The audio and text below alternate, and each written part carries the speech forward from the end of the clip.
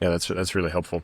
If the little horn is Nero, right? If we've come to the spot of agreeing on that, there are some little specifics that, as I was reading through, I was curious about. When it comes to the statement changes seasons and law, how would you say that Nero did that?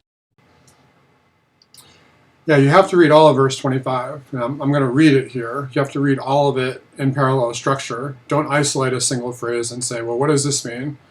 Look at the entire thing, because the entire thing has to mean a single thing. All right?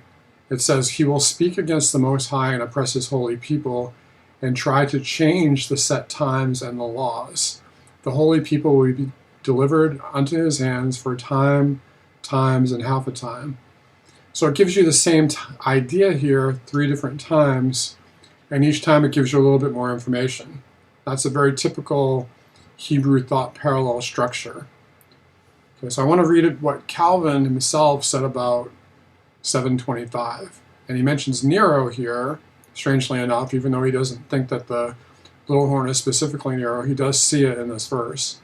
He says, first of all, Nero raged most cruelly, for he burnt some thousands of Christians at a time.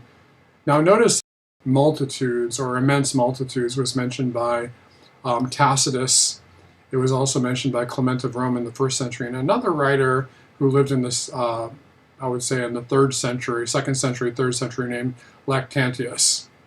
And they use that word multitudes of Christians. So multitude in Latin is very close in meaning to the word thousands. So he said thousands of Christians were burned in Rome to extinguish the infamy which had raged against himself.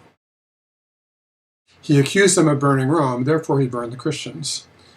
The people could not endure his barbarity, for while the 4th part of the city was destroyed, Nero, he was enjoying his pleasure and rejoicing, and so mournful a spectacle. All right, so he offered up the Christians to the people of Rome like scapegoats. People said that Nero burnt the city, but then he pawned that off on the Christians and burnt them as scapegoats. Now, when we get into this little passage, something I don't worry that much about when I read it, and I see other people worry a lot about it, it says, what does it mean he changed the times and the laws? Okay, well, there's only one person that can do that. That's God. If you go back to the book of Genesis, for instance, if you look at Genesis chapter 1, if you notice in Genesis chapter 1, it speaks of God creating the world, and the world was without form and void. Darkness was on the face of the deep, and so on. So what does God do in the first day? He calls the light day, and the darkness he calls light. It also says later that he put lights in the firmament and of the heaven to divide the day from the light. Let there be for signs and for seasons, for days, and for the years. So the way I read that is it's just saying that this is a person who would pretend to be God himself. I don't think like the Seventh-day Adventists do that this is the Roman Pope who would change the Sabbath day from Saturday to Sunday. I don't think it has any other meaning. I think it's just metaphorically saying that he's speaking against the Most High, trying to become above the Most High to oppress the holy people.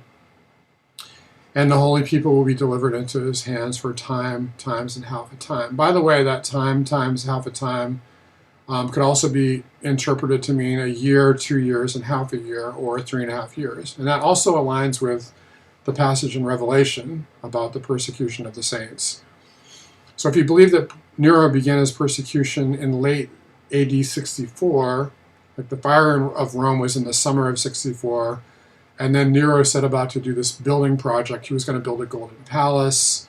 By the way, I have a whole book on this. It's called Nero Caesar, the Sixth Head of the Beast.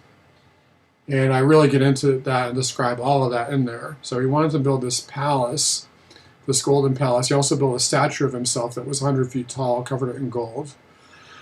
And according to Roman historians later, Vespasian cut off Nero's head and put another head on the statue. But it was the same statue that was in front of the Colosseum that got built later on.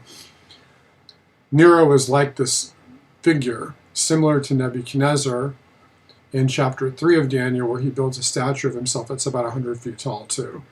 So it's interesting that all these things line up between Daniel and Revelation. I don't want to say that there was a 100-foot tall statue of Nero. That's not in the text itself, but it's interesting when you look at the history and how people at the time would look at this statue in Rome and so on, and how Nero built this pleasure palace and he burnt thousands of Christians alive and so on.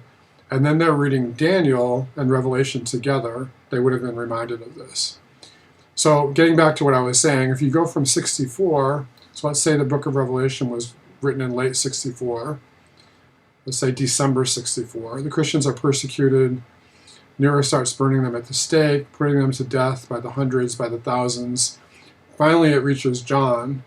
Okay, so let's say at the very end of 64, John writes Revelation. Then you go from the end of 64 to the death of Nero in June of 68. That's exactly 3.5 years.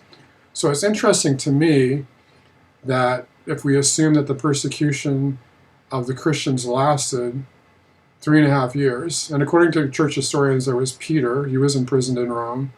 Paul was imprisoned a second time toward the end of Nero's reign, and according to church history, it was in the year 67. So there's two different imprisonments of Paul, one of them in the early 60s, and one of them toward the end of Nero's reign.